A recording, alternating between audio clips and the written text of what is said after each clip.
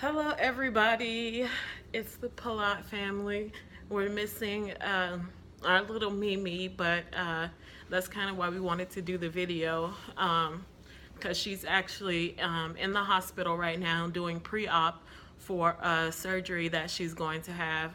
And it's not a really big surgery. It's nothing too concerning, but she is going to be having a G button put in, which is a more long-term and permanent feeding method, since we didn't get her exactly where we would like her to be as far as being able to chew, swallow, and process her food on her own through her mouth. So instead of her having this tube in her face all the time, they're going to do a little incision in her stomach that will connect to a tube that's disconnectable, so she won't have to have it all the time. And so it's a minor procedure, but again, with her condition, holoprosencephaly, again, holoprosencephaly is a brain condition. It's very rare. Less than 3% of babies born with this condition actually survive outside the womb. And when the brain is in development, well, when the baby is in fetal development, the brain doesn't split down the middle like it does in normal babies. So because of that condition, the surgery could, become complicated. But of course, we always try to remain positive as possible and be optimistic. So we're hoping that she'll be out in no more than 3 to 5 days or so. We're also doing the fundraiser right now. I'm sure you guys have seen the GoFundMe posts. We also have a PayPal account. It's paypal.me/Mia the Miracle.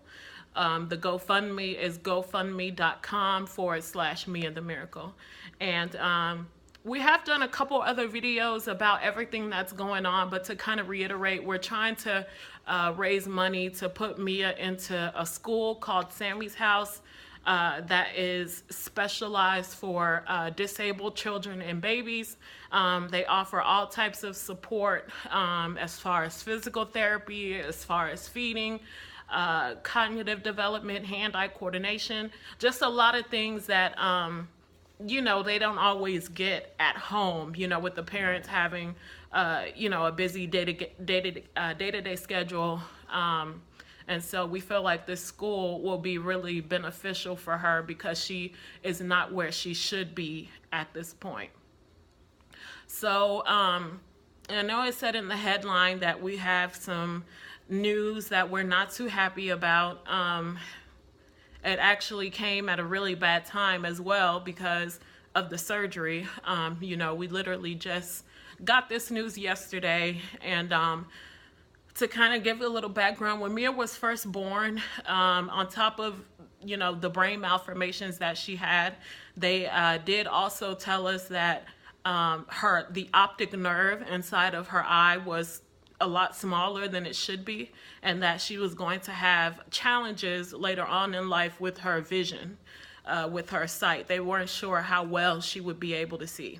So yesterday, for the first time in her life, because it takes a little while for them to be able to have a really good idea about what's really going on with her eyesight. So yesterday we saw an eye doctor for the first time, and the official diagnosis is that Mia is completely blind. So that, I don't know if you want to, intercept and say something about that. It was a huge blow for us, Yeah, it wasn't handled very well by us, and the news wasn't given very well either, because the way she told us, it was kind of cold, and she brushed us off after that, and we still had a lot of questions that we never got to ask. We've experienced that a lot with Medicaid and with the doctors and specialists that they send us to. The medical care that she's been receiving is not great. I feel like when a baby is born with complex medical needs like Mia, there should be, a separate division of Medicaid specifically for them to give them access to better experts, and to facilities that, kind of deal with more of the upper echelon clientele, I guess you could say. I know it's medical care, and that's something that should be equal rights, I guess you could say. Everybody should get the best level of care, but right. The reality is that the medical field is a business as well, unfortunately, in America. So she hasn't been getting the best medical care, and that's another reason why we're trying to raise money, not just to put her into the school, but so that we can travel and try to find better medical opinion. There's things that we want to get second opinions on and all of that. So again, with them telling us that she is completely blind, like I said, we were expecting for there to be some type of issues with her vision, because as a lot of people notice, she usually has her eyes closed most of the time. And when she does open her eyes, she really avoids eye contact. She doesn't focus a lot. Yeah. She doesn't respond differently to light versus dark. So, we knew that, she wasn't seeing 20/20, but we definitely, did not expect that she would be completely blind. And so this is a huge burden, I guess you can say, on top of everything else that we're dealing with already with our baby girl, and the day-to-day, all the medications that we have to administer, and having to give her the shots every day, and having to do her feed process every 3 hours with a pump, and having to shove a tube up her nose and into her. It's just so much that we've had to get accustomed to. Our lives have completely been adjusted, and Mia is our first priority. And again, we love her to death.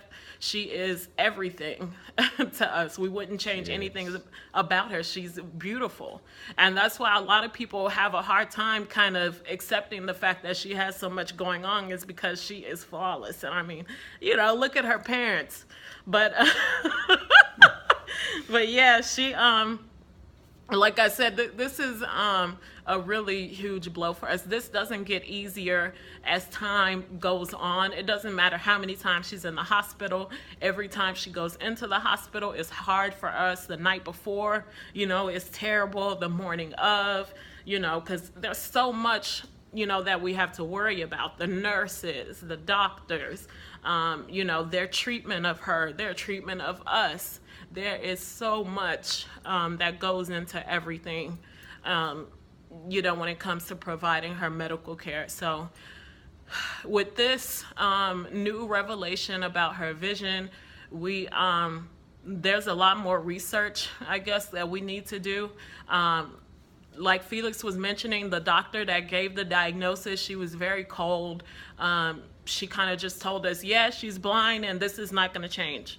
She didn't tell us, why, what kind of blindness it is, what, if there's anything that we can do to kind of, make life easier for her. She didn't even give us paperwork. So, it was kind of, because we were in shock after we got the news, we weren't prepared, to be on our toes and make sure that, we got all our questions answered, and that we got all the documentation, that, because this is going to change a lot. With her being blind, it's going to change, the resources that are available. It's going to change a lot of things. So this is now, an extra ordeal on our plate. And so we would just love for you guys, if you can donate, to check out our GoFundMe and our PayPal. We are also doing a benefit dinner on July the 29th. God placed a woman into my life. She was a complete stranger. She was referred to me for her taxes. I have a business tax client who referred this woman to me, and she happens to be a minister. Her name is Apostle Jackie Johnson, and she volunteered. She met Mia, and of course, we told her what was going on. She volunteered out of the kindness of her heart to host this benefit dinner and to provide everything. So we are tremendously blessed that this woman is doing this for us, and it's going to give us an opportunity to to boost our fundraiser, because I think it's kind of gotten to a point where it's slowed down.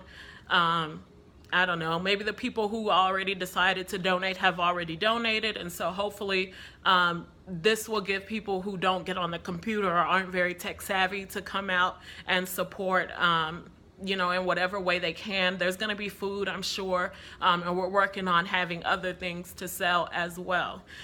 There will also be entertainment. I know that she was looking for praise dancers.